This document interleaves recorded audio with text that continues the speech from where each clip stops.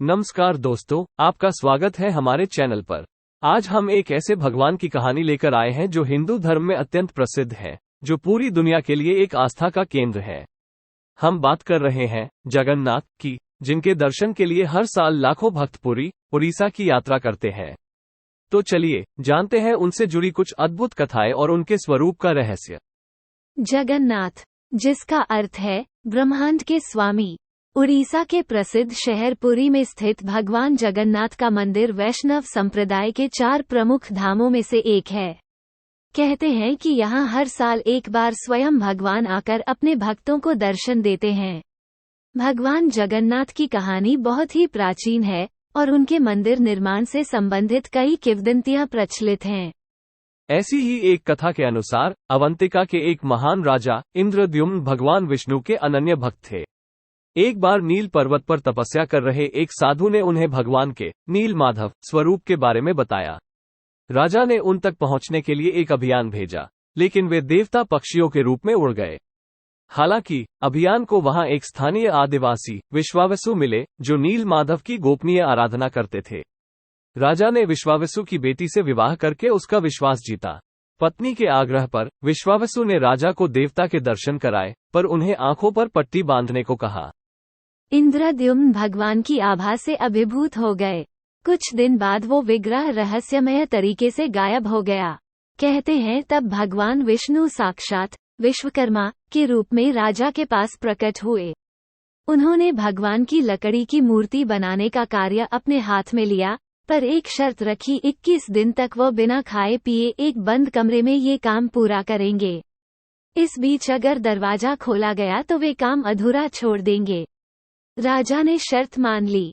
अंदर से कई दिनों तक सिर्फ औजारों की आवाज ही आती थी।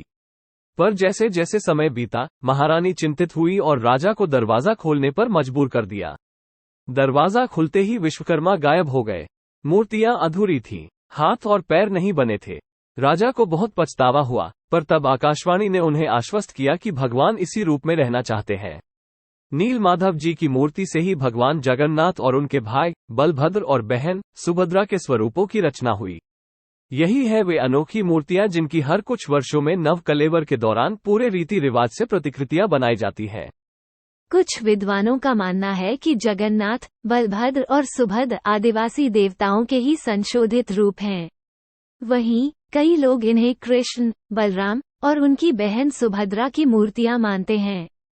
पुराणों में भगवान जगन्नाथ को कृष्ण का ही स्वरूप बताया गया है।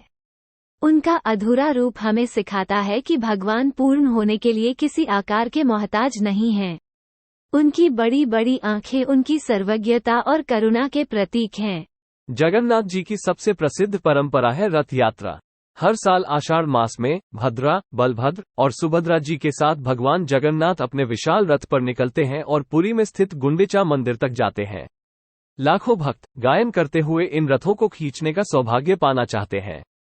कहते हैं कि रथ यात्रा में शामिल होने पर भक्तों को अक्षय पुण्य प्राप्त होता है। जगन्नाथ जी की महिमा अपरंपार है।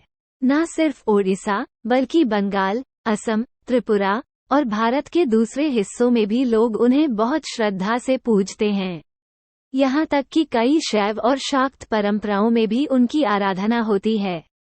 वे किसी जाति, पंथ या संप्रदाय के नहीं, अपितु समूचे ब्रह्मांड के स्वामी हैं। भगवान जगन्नाथ सिर्फ मंदिरों तक ही सीमित नहीं है। उनकी छवि रोजमर्रा के जीवन में भी रची बसी है। उड़ीसा के पट्टचित्रों में अक्सर उनकी छवि मिलती है। वहां के घरों में, कपड़ों पर और यहाँ तक कि बर्तनों पर भी जगन्नाथ का चित्रण शुभ माना जाता है। जगन्नाथ जी की पूजा विधि भी एकदम विलक्षण है, जो हिंदू धर्म में प्रचलित तरीकों से थोड़ी अलग दिखाई देती है। यहाँ महाप्रसाद पकाने के लिए मिट्टी के बर्तनों का इस्तेमाल होता है। मंदिर के सिंहद्वार के सामने रसोई होने के कारण भगवान जगन्नाथ को रसोई के ठाकुर या पाकशाला के स्वामी भी कहा जाता है। पुरी के अलावा दुनिया भर के कई शहरों में भगवान जगन्नाथ के मंदिर हैं। जगन्नाथ मंदिर का महाप्रसाद बहुत प्रसिद्ध है। कहते हैं कि इसको ग्रहण करने से ही यात्रा का पुण्य पूरा होता है। इस प्रसाद में छुआछूत का कोई भेदभाव नहीं होता। सभी श्रद्धालु एक साथ बैठकर महाप्रसाद ग्रहण करते हैं, फिर चाहे वो किसी भी जाति या धर्म के हों। मंदिर और मठों में जगन्नाथ पंथ को अतिबाड़ी भी कहा जाता है क्योंकि ये बड़े समावेशी माने जाते हैं। साहित्य हो या कला, जगन्नाथ ने सदियों से रचनाकारों को प्रेरित किया है। कई कथाओं, कविताओं में उनका वर्णन है। उड़िया साहित्य में दाढ़ी रामायण की रचना जगन्नाथ को समर्पित है। उड़ीसा की महानारी कला भी जगन्नाथ जी के चरित्रों से प्रभावित है। जगन्नाथ के भक्तों के लिए वो केवल एक मूर्ति नहीं बल्कि एक जीवंत साक्षात देवता है। वे विश्वास करते हैं कि भगवान जगन्नाथ सबकी मनोकामनाएं पूरी करते हैं, सबके दुख दूर करते हैं। सदियों से बदलते संसार में भी उनका मंदिर और उनका स्वरूप आस्था का अडिग आधार बना हुआ है। यही है उन अद्भुत भगवान की शक्ति, जिन्हें कलियुग में जीवित देवता भी कहा जाता है। दोस्तों, आशा है कि आपको भगवान जगन्नाथ की यह कहानी अच्छी लगी होगी। हमें कमेंट में जरूर बताएं कि आप भगवान जगन्नाथ से क्या आशीर्वाद पाना चाहेंगे। अगर आपको ये वीडियो पसंद आया तो लाइक और शेयर जरूर करें, और ऐसे ही और भी रोचक जानकारी के लिए हमारे चैनल को सब्सक्राइब करना ना भूलें। जय जगन्नाथ।